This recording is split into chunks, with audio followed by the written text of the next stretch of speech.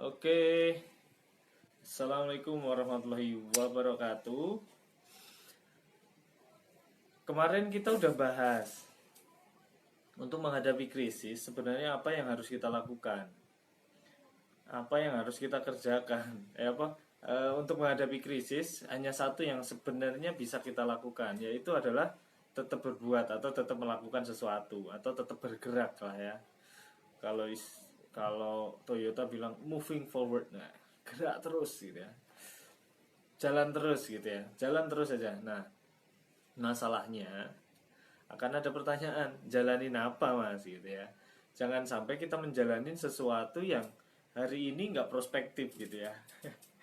Karena kalau di bukunya Kang Dewa Eka Prayoga dari 7 kesalahan fatal pebisnis pemula itu adalah salah satunya adalah asal action, asal gerak, asal melakukan sesuatu. Jadi nggak ada ilmunya, nggak ada planningnya, jadi asal aja dibilang udah jualan aja wis, asal jualan apa jual wis, tapi ternyata nggak bisa dijual di saat itu ya. Apalah terserah yang sekarang ini ya, yang susah dijual hari ini apa. Walaupun sales itu didoktrin dengan setiap produk ada marketnya, terus setiap apa apa intinya, eh, sesulit apapun barang untuk dijual, ketemu orang yang tepat maka akan laris juga. Ya silahkan, boleh lah ya. Itu untuk memotivasi diri bagus.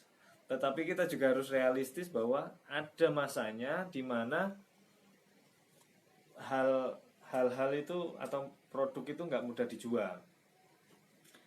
So apa yang perlu kita lakukan, karena tadi ada krisis. Yang perlu kita lakukan itu apa? Nah, inilah 3 hal yang bisa kita lakukan untuk menghadapi krisis, dan salah satunya aja yang Anda lakukan, mungkin Anda akan bisa memenangkan krisis ini. Bisa menang dari krisisnya atau setelah krisis Anda mendapatkan kemenangan. Apa tiga hal itu apa? Yang pertama yaitu tetap mengasah gergaji. Nah, jadi yang pertama yang bisa kita lakukan adalah mengasah gergaji. Saat ada yang ngomong mengasah gergaji, ada yang mengasah kapak, ada juga yang berkata memperbaiki jala. Saat laut pasang dan sering badai, bukan waktu yang tepat untuk melaut atau mencari ikan. So apa yang bisa dilakukan? Yang pertama adalah memperbaiki jala. Kalau kita tetap jalan, itu yang pertama, yang kita tetap melayar, kita tetap melaut, maka yang terjadi bisa jadi malah kita yang mati atau tertelan ombak lah ya, tertelan badai. Nah, so kita nggak bisa sekonyol itu kan, nggak bisa ngasal action, kecuali memang melaut itu masih sangat memungkinkan untuk dilakukan. Tetapi kalau enggak ya jangan. Maka saat itu terjadi, silahkan asah pisaunya, silahkan perbaiki jalannya, istilahnya gitu ya, istilah biar mudah dipahami kayak gitu. Maksudnya gimana? Maksudnya berarti belajar, asah otak kita untuk kehidupan kita selanjutnya, atau di saat krisis ini kita harus punya skill yang lebih gitu ya, punya skill lebih untuk bisa bertahan. Kita harus punya pisau yang lebih tajam, kita harus punya gergaji yang lebih tajam untuk bisa melalui atau bisa menebang kayu di masa-masa krisis. Nah, di video sebelumnya, beberapa video sebelumnya ya, aku lupa ya, kalau video sebelumnya kan kita ngomongin tentang kita harus tetap gerak. Setidaknya kita nggak harus ngelawan si macan, dalam arti itu krisisnya ya, nggak harus ngelawan si macan. Setidaknya kita bisa mengalahkan yang lainnya, atau maksudnya kita bisa di depan setidaknya, sehingga macan itu nggak memangsa kita, tetapi memangsa orang yang ketinggalan. Secara kejamnya kayak gitu, meskipun ada alternatif lain, yaitu dengan berkolaborasi dengan atau alias berjamaah ngelawan krisis itu bareng-bareng. Dan alhamdulillah itu terjadi di Indonesia. Banyak yang galang dana, banyak yang mencoba untuk mengalahkan krisis itu bersama-sama. Itu mantap, keren banget. Para influencer, salut buat teman-teman influencer yang jadi garda depan juga untuk membantu yang di garda depan. Kayak gitu ya. Nah, sampai mana? Nah, yang video kemarin kayak gitu, ngomongin yang tentang terus bergerak ya. Nah, video sebelumnya kan membahas tentang dua hal yang kita perlu miliki untuk menghadapi krisis. Yang pertama skill, yang kedua mental. Skill, kalau mentalnya ya di video kedua, ya di video tentang harimau kemarin, di video tentang terus bergerak kemarin, itu mentalnya, mental pemenangnya di situ. Jadi lakukan sesuatu, itu mentalnya. Yang pertama kan skill yang perlu dimiliki. Skillnya apa kemarin?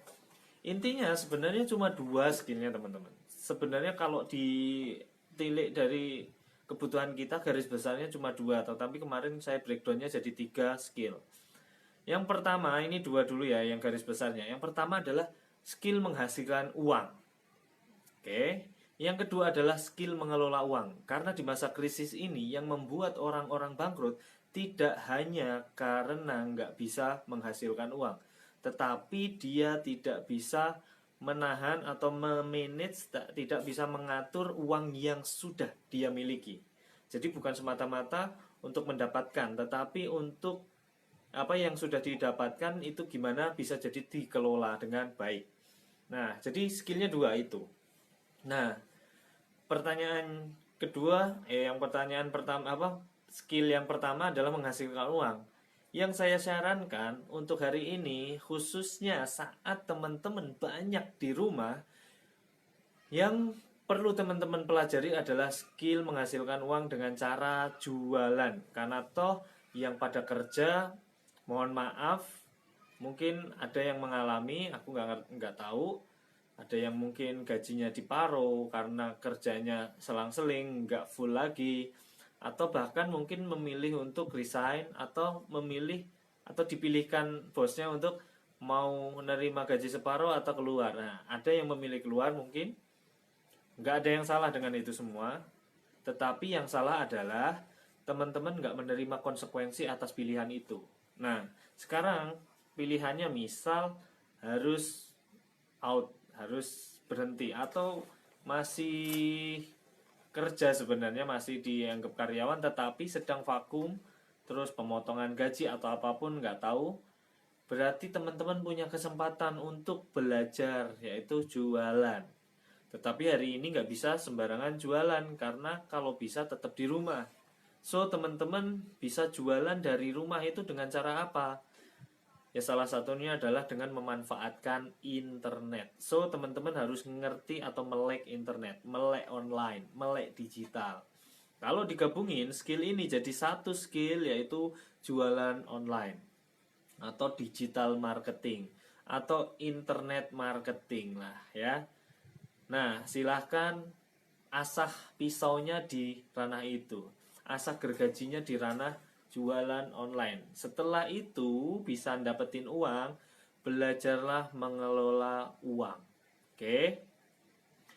Nah, buat teman-teman yang mau belajar jualan online dengan cara mudah, maksudnya mudah itu kita mulai dari nolnya. Meskipun nanti ada kelas advance-nya kalau teman-teman memang mau, nanti biar master-master lain, mungkin Kang Hamdul kalau di tim kita yang ngajarin advance-nya, saya akan ngajarin yang gampangnya aja, modalnya ringan, caranya mudah, yang teman-teman melakukan itu dengan memanfaatkan satu hal yang setiap hari kita pakai. Misal WhatsApp sama Facebook doang. Udah itu aja dulu ngasilin puluhan juta bisa nggak? Bisa. Dan terbukti menghasilkan. Silakan kalau ada yang mau, silakan komen di bawah, tinggalkan jejak, katakan mau, gitu aja. Nanti saya kasih arahan gimana caranya bisa daftar. Grup sebelumnya udah berjalan dan alhamdulillah udah banyak yang pecah telur, bahkan closing udah berkali-kali juga ada, dan peminatnya terus bertambah. Nah, silahkan buat teman-teman yang mau join juga, kasih komen di bawah, katakan mau, gitu aja. Nanti saya kasih apa ya, formatnya gimana, cara daftarnya, gitu ya. Di video ini kita bahas ini aja, materinya. Yang kedua, saat laut pasang dan badai sering terjadi, berarti kita tidak memungkinkan untuk tetap melaut. Maka apa yang bisa kita lakukan? Yang bisa kita lakukan yang kedua adalah pivot. Pivot itu apa? Pivot itu pindah. Kalau nelayan, pivotnya jadi apa? Bercocok tanam bisa. Atau apa? Kalau di kampung saya pas paceklik. Nah, ini pas paceklik nih. Orang Gunung Kidul, dulu saya KKN di Gunung Kidul. Orang Gunung Kidul itu pas paceklik atau pas kering, mereka merantau. Terserah mau cari proyek, jadi kuli di proyek, atau jualan mie ayam Gunung Kidul dan sekitaran Wonogiri itu jagonya jualan bakso dan mie ayam kan. Nah, mereka pivot. Saat hujan udah turun, mereka dipanggil sama istrinya, Pak E pulang, Pak E mulai, ayo nandur gitu. Jadi kayak gitu, teman-teman bisa pivot, teman-teman bisa boleh tidak memaksakan diri tetap di tempatnya, di bisnisnya, teman-teman bisa ini. Bahkan saya pernah dapat cerita dari karyawan Toyota kalau nggak salah, iya benar kayak karyawan Toyota, dan dia juga diceritain bahwa Toyota pernah mengalami krisis. Ya karena krisis ekonomi juga di tahun 97-98. Toyota sempat bingung harus gimana. Mereka butuh karyawan. Mereka tahu bahwa krisis ini pasti berlalu. So mereka harus mempertahankan semua karyawannya untuk bertahan menghadapi apa yang akan, ya setelah krisis ini selesai, mereka akan butuh semua karyawan ini lagi. Dan merekrut karyawan bagus dengan skill yang udah terlatih lebih sulit daripada memecatnya. Oke? Berarti mereka memilih untuk mempertahankan karyawan mereka. Apa yang mereka lakukan, padahal penjualan mobil itu drop drastis banget. Jadi nggak bisa produksi. Karena kalau produksi malah jadi unit mangkrak. So itu adalah kerugian yang sangat-sangat besar. Apa yang mereka lakukan? Mereka mengerahkan karyawannya untuk bercocok tanam. Nggak cuma nelayan yang bisa bercocok tanam, tetapi karyawan mereka disuruh bercocok tanam, memanfaatkan lahan yang ada di sekitar pabrik dan lahan-lahan aset mereka yang ada di tempat lain. Itu ceritanya kayak gitu, dan aku saat itu diceritain itu sebenarnya ngerasa wow, Toyota melakukan hal itu. Aneh ya. Toyota nggak berpikir untuk ngambil profit besar dari itu, tetapi setidaknya mereka tetap bertahan, perusahaan itu tidak ambruk dan harus mecat semua karyawannya. Dan itu aku bilang brilian banget, keren banget. Dan mereka bertahan. Setelah krisis itu terjadi, beberapa tahun berikutnya mereka menemukan satu produk yang sampai hari ini sangat-sangat legendaris, satu mobil yang paling sulit disalip di jalan tol. Apa itu? Avanza. Kenapa sulit disalip? Ya dia itu kayak keong sama kancil. Kancil itu Lamborghini, si Avanza itu keongnya.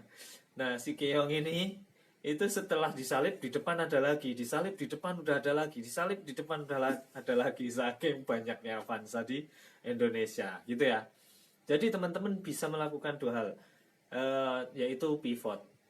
Ada beberapa masa yang mungkin kurang sependapat dengan cara pivot yang brutal kayak ini ya, kayak barusan Toyota melakukan ini ya. Tetapi melakukan pivot dalam hal ini, Toyota tidak mencari profit di situ. Tidak mencari profit. Kecuali teman-teman pivot jadi nyari profit besar, memanfaatkan peluang yang ada dan sebagainya. Semonggo. Besok kita bahas. Saat kondisi kayak gini, tetap jualan, gimana etikanya, gimana caranya. Karena kalau nggak jualan juga piye. Kan dapur kita juga harus ngebul. Kalau ada orang yang bilang hari gini masih jualan aja, nggak punya perasaan. Lah kamu nggak punya perasaan komen kayak gitu. Apa kamu yang ngasih makan anak istriku ya gitu lah ya. Orang kita di luar sana kasihan sama Gojek akhirnya sampai pada pesen eh, apa pesen bohongan padahal makanannya disuruh makan sama orang-orang Gojek itu. Saking kasihannya mereka nggak bisa kerja. Mereka bertahan untuk tetap narik. Lah kita gimana? Yang biasanya jualan apa sekarang nggak punya omset, mosok dinyinyir. Harusnya kalau peduli sama mereka peduli sama kita juga. Bukan meminta kepedulian ya, maksudnya sama-sama mengerti yuk gitu ya. Cuma yang jualan juga harus punya etika, nggak semua mua dimanfaatin semua. Jadi apa ya, nggak ada adabnya lah. Tetap ada adabnya, jangan benar-benar manfaatin itu aja gitu ya. Makanya kayak apa, melamar seorang janda itu harus pakai cara disindir, nggak boleh terang-terangan. Itu kayak jualan di saat orang kena susah itu. Kenapa? Menjaga perasaan. Islam tuh ngatur kayak gitu. Nah ya udahlah, aku kiaskan itu dengan zaman ini, di masa corona ini jualannya pakai perasaan bro, jaga perasaan orang untuk tetap jualan. Nah gitu ya, pivotnya kayak gitu ya. Yang ketiga apa yang bisa kita lakukan? Yang ketiga adalah tetap jualan apa yang teman-teman selama ini jual. Enggak kemana-mana, tetap bertahan. Dengan tetap jeli melihat peluang. Apa maksudnya? Jeli melihat peluang itu tetap bertahan di bisnis teman-teman tuh sebenarnya ada rada pivot tapi enggak gitu ya. Maksudnya gimana? Misal biasanya kita jualan, nah ini nih teman-teman kosmetik. Teman-teman kosmetik yang awalnya jualan krim malam dan krim siang, tahu-tahu jualan hand sanitizer, men. Jadi pabriknya yang awalnya nggak bikin hand sanitizer jadi bikin. Bisa karena mereka punya alatnya kan. Itu tetap bertahan di core bisnisnya, yaitu bahan-bahan atau barang-barang yang untuk perawatan tubuh. Tapi hari ini perawatan tubuh dalam hal membersihkan, mensterilisasi tubuh, dalam hal ini tangan gitu ya, dengan hand sanitizer. Yang sebelumnya paling cuma bikin krim malam, krim siang. Kosmetik itu ada dua macam ya, ada yang dekoratif, udah tahu ya. Ada yang dekoratif itu apa, make up lah ya, buat cantiknya kayak gimana gitu ya. Ada yang perawatan atau skincare, rawatnya gimana gitu ya. Bikin apa ya, dirawat lah gimana sih. Kalau dekoratif tuh kayak lipstick terus maskara, blush on gitu ya. Nah kayak gitu. Nah kalau yang skincare ya berarti ya pelembab yang menghilangkan noda di wajah dan sebagainya, menghilangkan komedo dan sebagainya. Nah hari ini mereka menghilangkan kuman di tangan. Nah ya berarti nggak jauh berbeda. Jadi tetap bertahan tapi mengambil peluang yang ada dengan tetap beradab, dengan tetap pakai etika gitu ya. Ada catatannya, tetap jualan ini oke, tapi mohon jaga perasaan orang lain, pakai etikanya kayak gitu. Jadi teman-teman mau ngerjain yang mana, silahkan teman-teman yang ngerti kondisi teman-teman. Kalau nggak memungkinkan melaut, maka ganti bisnisnya. Kalau nggak ngerti ganti bisnisnya gimana, setidak-tidaknya teman-teman ngasah pisau. Berharap apa? Setelah masa kelam ini terjadi, masa krisis ini terjadi, teman-teman bisa menebang pohon atau bisa menjaring ikan jauh lebih banyak daripada teman-teman yang hanya rebahan di rumah. Gitu teman-teman. Nah, salah satunya kalau teman-teman mau belajar itu semua, mau tetap jualan, mau pivot, silahkan teman-teman bisa belajar bareng sama saya di grup WA saya. Yang mau, yang berminat, berkenan sharing-sharing di grup tersebut. Bahkan alhamdulillah udah ada yang dapat peluang baru. Nah siapa tahu rezeki teman-teman juga silahkan klik di bawah. Dan ini sebenarnya materi dalam tanda kutip di bisnis kami ini materi mahal yang paling jarang kita sharing. Tetapi kita sharing, yuk kita sama-sama saling support lah ya. Kita saling bantu, ya kita bisa bantunya adalah berbagi ilmu. Silahkan manfaatkan kesempatan ini. Silahkan komen mau di bawah dan nanti saya kasih arahannya. Terima kasih, gitu aja. Semoga teman-teman dilimpahi dengan rezeki yang berkah apapun keadaannya dan tetap memiliki kelapangan hati untuk tetap berbagi. Terima kasih. Assalamualaikum warahmatullahi wabarakatuh. Jangan lupa subscribe dan ikutin grup Sahabat Villa Group dan Pasar Solusi.